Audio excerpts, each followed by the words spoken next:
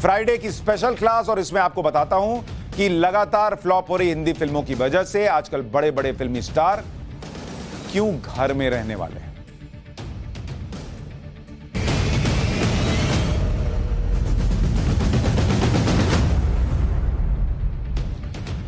क्या है कि एक दौर था, फ्राइडे आता था, फिल्में रिलीज होती थी, एक्टर से लेकर प्रोड्यूसर सब बम बम, फिल्म आ रही है, पैसा आएगा। दर्शक सिनेमा हॉल में फर्स्ट डे फर्स्ट शो चलेगा, फर्स्ट डे फर्स्ट शो, पहले बुक कर ले भाई टिकट, ये सब चलता था। लाइन लगी हुई है, सिंगल थिएटर होता था और लाइन, मल्टीप्लेक्स में भी लाइन, लोग जाके पॉपकॉर्न खरीद रहे हैं, कोल्ड ड्रिंक ले रहे हैं, चलो जल्दी बैठो ऐड आएगा, धूम्रपान सेहत के लिए हानिकारक है, वहां से देखना, ये सब चल रहा था। लेकिन अब दौर गायब हो रहा है। अब फ्राइडे को एक्टर डायरेक्टर प्रोड्यूसर का ना दिल धक धक कर रहा है। फिल्म चलेगी, फ्लॉप होगी, चिंता बनी रहती है, पहले भी थी, अब ज्यादा बढ़ गई है। पिछले कुछ समय से जिस स्पीड से हिंदी फिल्में फ्लॉप हो रही हैं, उसकी वजह से बॉलीवुड अपने सबसे मुश्किल दौर से गुजर रहा है और नौबत यहां तक आ गई है कि फिल्म स्टार फिल्मों से कुछ दिनों का ब्रेक लेने की तैयारी कर रहे हैं। कुछ स्टार अपनी महंगी फीस को कम करने का ऑफर दे रहे हैं। सुन रहे हैं, महंगी फीस, जो कहते थे 1 रुपया कम नहीं बाहर, वो लोग कह रहे हैं कि अच्छा चलो कम कर देंगे। कई स्टार्स के बारे में ऐसी खबरें आ रही हैं। आजकल बड़ी बजट और बड़े स्टार वाली फिल्मों में एक्टर का बजट ही 40 से 50% का हो जाता था। कह रहे नहीं, हम कम में काम चलाएंगे, आप बनाइए, फिल्म बनाइए। बॉलीवुड की फिल्में मुश्किल दौर से गुजर रही हैं। पिछले 10 महीने में, सुनकर आपको हैरानी होगी, पिछले 10 महीने में सिर्फ 3 फिल्में हिट या सुपर हिट हुई, जबकि 35 से ज्यादा फिल्में फ्लॉप या डिजास्टर साबित हुई। अब आपको समझ में आया क्यों दिल धक धक कर रहा है, क्यों ये लोग थोड़ा आराम कर लेते हैं, थोड़ा फीस कम कर देते हैं वाले मूड में। अरे फिल्म चल ही नहीं रही, तुमको पैसा देगा कौन? लोग है तो जो लगा रहा है वो पैसा चाहेगा भी ना भाई। और इसमें बड़े बड़े स्टार हैं, आमिर खान से लेकर अक्षय कुमार तक, अमिताभ बच्चन से लेकर अजय देवगन तक, रणवीर सिंह से लेकर रणबीर कपूर तक, जिनकी फिल्में जो हैं वो गच्चा दे जा रही। सब टेंशन में, पूरी की पूरी हिंदी फिल्म इंडस्ट्री बहुत डरी हुई। एक टाइम था जब इंडस्ट्री के प्रोड्यूसर सुपरस्टार से डरा करते थे कि महंगी फीस होगी, कैसे देंगे, इतना नखरा रहता है, कैसे देंगे, ऐसा वैनिटी वैन चाहिए, ऐसा तामझाम चाहिए, सब झेलना पड़ता था। लेकिन अब उनकी फिल्म चल ही नहीं रही। अच्छा, उधर साउथ के सुपरस्टार की फैन फॉलोइंग उत्तर भारत में भी बढ़ती चली जा रही है, लोगों को उनकी फिल्में भी बहुत पसंद आ रही हैं। इन सारी बातों को देखते हुए हिंदी फिल्म इंडस्ट्री में चिंतन का दौर शुरू हो गया है कि फिल्म नहीं चलने का कारण सुपरस्टार का व्यवहार बदल रहा है। अभी हाल में आमिर खान ने कह दिया कि वो फिल्मों से ब्रेक ले रहे हैं और कहा कि परिवार के साथ थोड़ा वक्त बिताना चाहता हूं। बॉस, आमिर खान ने 35 साल के करियर में कभी ब्रेक ही नहीं लिया।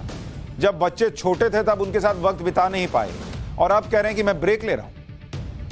एक के बाद एक हिट फिल्में देते रहे उस आदमी ने अचानक ब्रेक लेने का फैसला क्यों कर लिया, इसके बारे में आगे आपको बताऊंगा। लेकिन पहले आमिर खान को सुनिए जो उन्होंने कुछ दिन पहले दिल्ली में एक इवेंट के दौरान कहा था।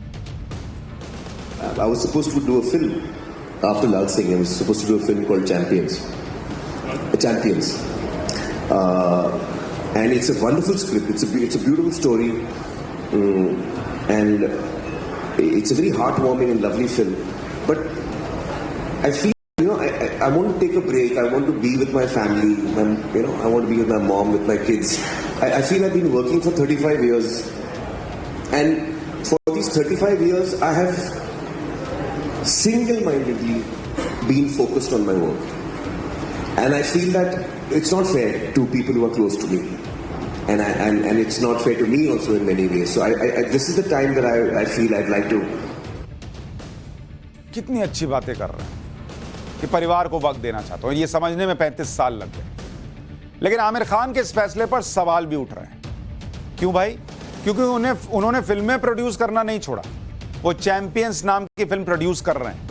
आमिर के मुताबिक चैंपियंस की स्क्रिप्ट अच्छी है, बहुत बढ़िया फिल्म है, ये फिल्म उन्हें करनी थी, लेकिन वो ब्रेक ले रहे हैं। लेकिन सवाल यह है कि जब प्रोड्यूसर के तौर पर आमिर खान सक्रिय हैं, तो फिर प्रोफेशनल ब्रेक का मतलब ही क्या रहा? दरअसल कुछ लोगों को लगता है कि आमिर खान ने यह फैसला इसलिए लिया क्योंकि हाल में उनकी फिल्में लगातार पिट गई। इसी साल एक तो लाल सिंह चड्ढा गई, जिसकी लागत 180 करोड़ रुपए बताई गई, लेकिन इसका वर्ल्ड वाइड कलेक्शन पूरे दुनिया में मिलाकर मात्र 130 करोड़ रहा। 50 करोड़ का लॉस। 2018 में आमिर खान की फिल्म आई ठग ऑफ हिंदुस्तान। इसकी लागत 310 करोड़ रुपए थी। फिल्म ने पूरे दुनिया में मिला के 320 करोड़ रुपए कमाए, मात्र 10 करोड़ रुपए का प्रॉफिट। अब ये बॉलीवुड वाले 10 करोड़ का क्या, इधर से झाड़ेंगे गिर जाएगा। वो 10 करोड़ कमाने के लिए फिल्म थोड़ी बनाते हैं, वो भी आमिर खान को लेकर। तो चर्चाएं चल रही हैं कि फिल्में नहीं चल रही, तो भाई साहब जो है वो परिवार को वक्त देने के लिए ब्रेक ले रहे हैं। हिट और फ्लॉप का फॉर्मूला क्या होता है? जैसे मान लीजिए आप कहेंगे कि भाई 10 करोड़ तो कमा रहा है ना, लेकिन बॉक्स ऑफिस का अपना एक क्राइटेरिया है। हिट और फ्लॉप ये कैसे तय होता है? मान लीजिए कि अगर 100 करोड़ की फिल्म है, 100 करोड़ की फिल्म है जो बनी है। अब अगर कमाई जो है उसको देखिए, अगर कमाई 100 करोड़ से कम है, यानी जितना लगा उससे कम हुआ, तो इसका मतलब फ्लॉप है, खत्म। जैसा अभी लाल सिंह चड्ढा के साथ हो गया, 180 करोड़ लगा, 130 करोड़ कमाया, फ्लॉप। अब अगर मान लीजिए कि 125 करोड़ के आसपास है, मतलब 20-25% कमा लिया, या 120 करोड़ कह लीजिए, 100 से 120 करोड़ कमाया, तो इसको कहते हैं कि एवरेज है, कि ठीक है, साधारण चल गया। अब ये बड़े बड़े स्टार साधारण के लिए नहीं करते ना, इतना इनका टेंट्रम ये सब वो सब होता है, वो 100 और 20 करोड़ कमाओ। फिर होती है कि भाई आपने मान लीजिए 100 करोड़ लगाया और 125 से 175 करोड़ कमा लिया, तो इसको कहते हैं चलो हिट तो हो गई, मतलब कम से कम 25% पैसा तो निकला। और सुपर हिट के लिए कहते हैं कि आपने अगर 100 करोड़ लगाए हैं, तो इसके बदले आप 175 करोड़ से लेकर 200 करोड़ तक कमा लिए, मतलब पैसा डबल हो गया, तो कहते हैं सुपर हिट फिल्म। और ब्लॉकबस्टर जिसको कहते हैं, वो 200 करोड़ प्लस, 100 करोड़ लगाए और 200 करोड़ से ज्यादा कमाया, तो कह देते हैं कि ब्लॉकबस्टर फिल्म। दंगल, RRR, ये सब फिल्में ब्लॉकबस्टर फिल्म है।